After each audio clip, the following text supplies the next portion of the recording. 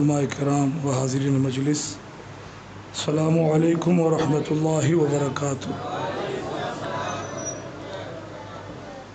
نحمده ونصلي ونسلم على حبیبه الکریم، اما بعد فاعوذ باللہ من الشیطان الرجیم، بسم اللہ الرحمن الرحیم۔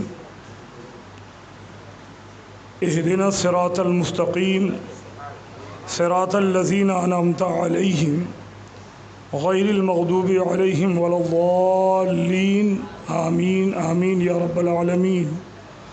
آمنت باللہ، صدق اللہ المولانا العظیم، وبلغنا رسولہ النبی الامین الکریم، ونحن علی ذلک لمن الشاہدین والشاکرین والذاکرین، والحمد للہ رب العالمین۔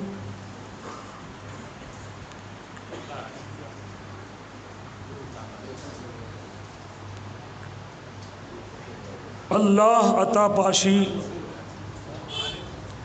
اللہ عطا پاشی، اللہ خطا پوشی، اللہ عطا پاشی، اللہ خطا پوشی، دامن میں چھپا لی ہے مجرم کی سیاہ کوشی۔ اللہ عطا پاشی، اللہ خطا پوشی، دامن میں چھپا لی ہے مجرم کی سیاہ کوشی۔ اور بیدم وارسی کو سماعت فرما رہے تھے، اپنے اپنے مرشدان کرام کے چہروں کو اپنی نگاہوں میں رکھیں اور سنیں کہ ان مست نگاہوں نے کیا چیز پلائی، ان مست نگاہوں نے کیا چیز پلائی ہے، جو تقوی کا تقوی ہے، میں نوشی کی میں نوشی، جو تقوی کا تقوی ہے، میں نوشی کی میں نوشی۔ تم شمع سے بھی سیکھو، پروانے سے بھی سیکھو، خاموشی میں گویائی، گویائی میں خاموشی۔ محفل غریب نواز ہے، چھٹی شریف کی شب ہے، اور سرکار سلطان الہند کے آستانے سے پوری دنیا فیض پا رہی ہے،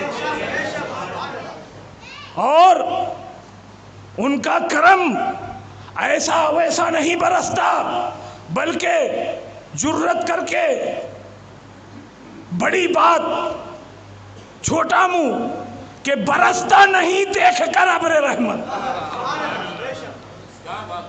برستا نہیں دیکھ کر ابر رحمت۔ اپنے بھی آ رہے ہیں، بیگانے بھی آ رہے ہیں، جن کو اعتراض ہے وہ بھی جا رہے ہیں، جو شرک کہہ رہے ہیں وہ بھی جا رہے ہیں، جو بدعت کے نعرے لگا رہے ہیں وہ بھی جا رہے ہیں، اور خواجہ صاحب برستا نہیں دیکھ کر ابر رحمت، بدوں پر بھی برسا دے، برسانے۔ کیونکہ خواجہ ہند وہ دربار ہے اعلیٰ تیرا، خواجہ ہند وہ دربار ہے اعلیٰ تیرا، نہیں محروم کبھی مانگنے والا تیرا۔ مانگ کر تو دیکھو، ادب اور محبت سے سر جھکا کر ادب کے ساتھ مانگ کر تو دیکھو، نہیں کبھی محروم نہیں، کہیں محروم نہیں۔ ایسا نہیں کہ جو وہاں پہنچے وہی پائیں، جو اجمیر میں دھکے کھا رہے ہیں پہنچ رہے ہیں وہی پا رہے نہیں۔ ایسا نہیں ہے کہ خواجہ ہند وہ دربار ہے اعلیٰ تیرا، نہیں محروم کبھی، کہیں محروم نہیں کبھی، مانگنے والا تیرا۔ جہاں سے بھی جو مانگے خواجہ اسے وہیں سے عطا فرمائے، اسے وہیں سے عطا فرمائے۔ اللہ تعالیٰ اپنے حبیب کے صدقے میں ہم سب کی حاضری کو قبول فرمائے۔ حضرات، یہ اللہ والوں کا ذکر جو ہم کرتے ہیں، ہم یہ مجلسیں جو رچاتے ہیں، یہ ہم سال میں عرس جو کرتے ہیں، کیوں؟ اس کی وجہ کیا ہے، کیا ضرورت ہے اس کی؟ یہ چھٹی شریف کرنے کی، 11ویں شریف کرنے کی، یہ تمام بزرگوں کے عرس منانے کی کیا ضرورت ہے؟ وجہ کیا ہے؟ وجہ یہ ہے کہ ہمارا کوئی فرض، کوئی واجب، کوئی سنت، کوئی نفل اس دعا سے خالی ہی نہیں، صراط الذین انعمت علیہم۔ ہم فجر میں بھی یہی دعا کرتے ہیں، فجر میں بھی یہی دعا، ظہر میں بھی یہی دعا، عصر میں بھی یہی دعا، نفل میں بھی یہی دعا، واجبات میں یہی دعا، عیدین میں یہی دعا۔ ہمیں جب جب سورہ فاتحہ پڑھو، جب جب یہی کہو صراط الذین انعمت علیہم، مولا ان کے راستے پر چلا، ان کے راستے پر چلا جن پر تیرا فضل ہے، جن پر تیرا کرم ہے، جن پر تیرا انعام ہے۔ کیوں؟ اس لیے کہ یا رسول اللہ تیرے غلاموں کا نقش قدم ہے راہ نجات، تیرے غلاموں کا نقش قدم ہے راہ نجات۔ وہ کیا بہک سکے، وہ کیا بھٹک سکے جو یہ سراغ لے کے چلے، اندھیری راہ سنی تھی چراغ لے کے چلے۔ اولیاء کرام کے دامان کرم کو مضبوطی کے ساتھ پکڑو اور ان کی محبت کو دلوں میں نقش کرو اور انہی کے نقش قدم پر چلنے کی کوشش کرو۔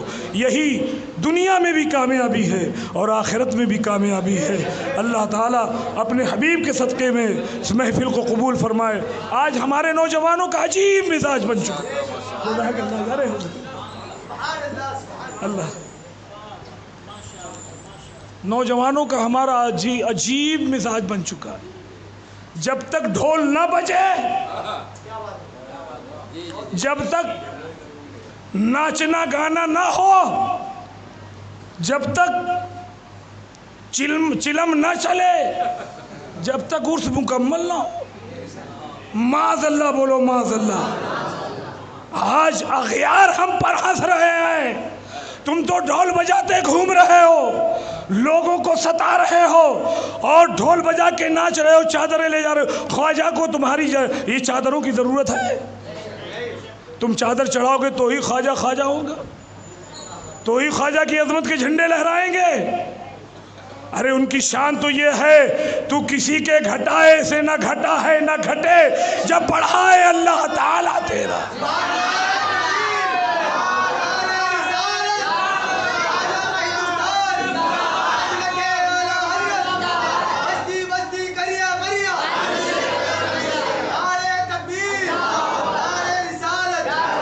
کوئی بھی بابی بابا ثابت کر دے کسی اللہ والے نے یہ کیا ہو یا کہنے کا حکم دیا ہو یا کرنے کا حکم دیا ہو کہ تم ڈھول لے کر آؤ، تاشے لے کر آؤ، ناچتے ہوئے آؤ، کودتے ہوئے آؤ، اگر کوئی بھی یہ ثابت کر دے تو جو چور کی سزا وہ اس خادم کی سزا۔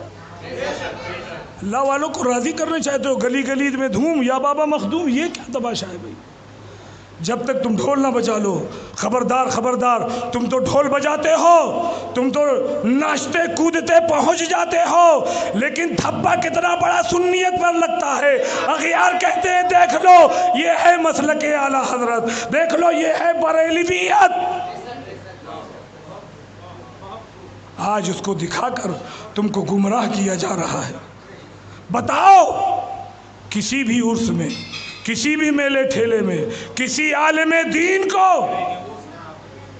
کسی بھی عالم دین کو اگر آپ نے ڈھول بجاتے دیکھا ہو، اگر آپ نے ناچتے دیکھا ہو، ڈی جے کے ساتھ گھومتے ہوئے دیکھا ہو تو بتاؤ، اگر کہیں بھی دیکھا ہو، یہ ساری رسم تمہارے اندر کہاں سے آ گئی؟ یہ رسم نہیں ہے، جہالت ہے، یہ محبت نہیں ہے، جہالت ہے، بلکہ اللہ والے کا فیض نہیں بلکہ لعنت پڑتی ہے۔ خدا را توبہ کر لو، اور یہ ڈھولنے بجانے سے، ناچنے کودنے سے اللہ والے خوش نہیں ہوں گے۔ اللہ والوں نے جو ہمیں پیغام دیا ہے، کون سا پیغام لے کر غریب نواز ہندوستان آئے تھے؟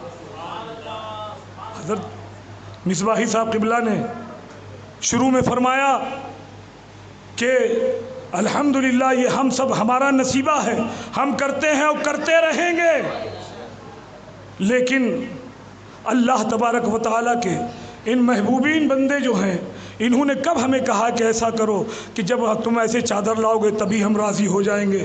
ارے نہ چادر چڑھانے سے اللہ والے راضی، ایسی چادر سے نہ اللہ والے راضی ہوں گے، نہ مصطفیٰ راضی ہوں گے، نہ رب راضی ہوگا، بلکہ تم پہ لعنتیں برسیں گی۔ کرو وہ جو سلطان الہند نے ہمیں عطا فرمایا ہے۔ کیا لے کر آئے تھے؟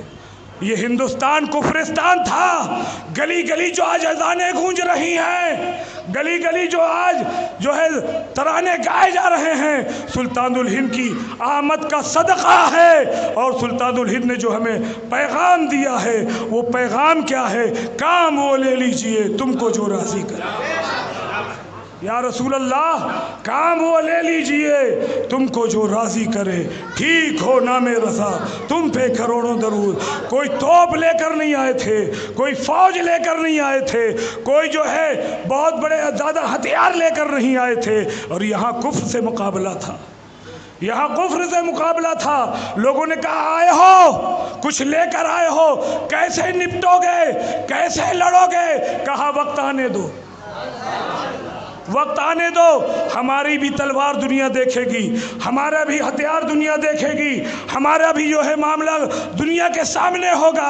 اور جب وقت آیا ہے تو سرکار خواجہ نے نہ کوئی تیر چلایا ہے، نہ کوئی جو ہے بھالا چلایا ہے، نہ کوئی بم چلایا ہے، بلکہ حضرت سیدنا صدیق اکبر کی صداقت پیش کر دی. جب جو ستائے گئے تو صداقت پیش کر رہے ہیں، جب معاملہ حق و باطل کا آیا تو حضرت فاروق اعظم کی عدالت پیش کر رہے ہیں. جب سخاوت کا معاملہ آ رہا ہے، اللہ اکبر، لوگ کہنے لگے کہاں سے لنگر آ رہا ہے؟ یہ لنگر خواجہ کیسے بٹ رہا ہے؟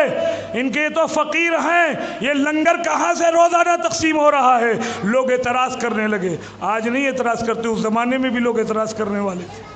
کہاں سے لنگر بٹ رہا ہے؟ جو خادم تھے کہا حضور اب برداشت نہیں ہوتا. لوگ تانے مارنے لگے، کیا کیا کہتے ہیں، کہاں سے آ رہا ہے، کیسے آ رہا ہے؟ یہ فقیر ہے، اس کے پاس تو مال ہے نہیں، یہ لنگر بٹ رہا ہے، یہ کہاں سے آ رہا ہے؟ تو سرکار غریب نواز فرماتے ہیں تم خاموش رہو، تم اپنا کام کرو. جب ضرورت پڑا کرے مصلے کے نیچے ہاتھ ڈالا کرو، نکال لیا کرو.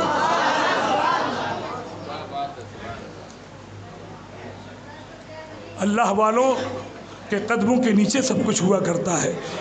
اور خواجہ صاحب ہیرے اور جواہرات لٹایا نہیں کرتے تھے، بلکہ جب ضرورت پڑتی تھی خادم کو تو مصلے کے نیچے ہاتھ ڈالتے، جتنی ضرورت پڑتی اللہ انہیں عطا فرما دیتا.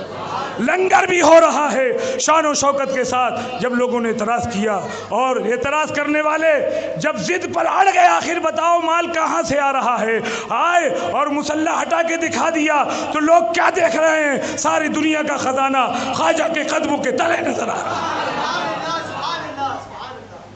تو جب لوگوں نے آزمانا چاہا تو عثمان غنی کی سخاوت کے جلوے بھی دکھا رہے ہیں. اور جب ظلم و ستم کے پہاڑ توڑے اور جوگی جے پال جیسا جادوگر آیا تو غریب نواز نے شجاعتی جو ہے جلوے دکھائے اور حیدری کردار ادا کیا. اور خود نہیں کچھ کیا، اپنی نالین کو، اپنی کھڑاؤں کو حکم دے دیا میں کیا اس سے نپٹوں، تو جا کے نپٹ لے. تو الحمدللہ صدیق اکبر کا کردار خواجہ کے پاس ہے، عثمان غنی کا کردار خواجہ کے پاس ہے، مولا کائنات کا کردار خواجہ کے پاس ہے، حسین کا صبر و رضا خواجہ کے پاس ہے. اور چاہتے ہو کہ آج بھی ہم نڈر رہیں، بے خوف رہیں، تو ان اللہ والوں کے دامان کرم سے وابستہ ہو جاؤ. علماء کرام کے پیچھے ان کی اقتداء میں نمازیں ادا کرنے لگو. کوئی تمہارا نہ کل کچھ بگاڑ پایا ہے، نہ آج بگاڑے گا، نہ کل کوئی بگاڑ سکتا ہے. جتنا ہی ہمیں دباؤ گے، جتنا اسلام کی فطرت میں قدرت نے لچک دی ہے، جتنا ہی دباؤ گے اتنا ہی ابھرے گا. اللہ تعالی ہم سب کی حاضری کو قبول فرمائے. میں نے تو مصباحی صاحب قبلہ خلیفہ حضور محدث کبیر کی حکم پر لبیک کہہ دیا، ورنہ دل تو یہ چاہ رہا تھا کہ عبدالوکیل پڑھتے رہیں، ہم سب مدینے کی سیر کرتے رہیں. اللہ تعالی ہم سب کی حاضری قبول فرمائے. السلام علیکم ورحمۃ اللہ وبرکاتہ.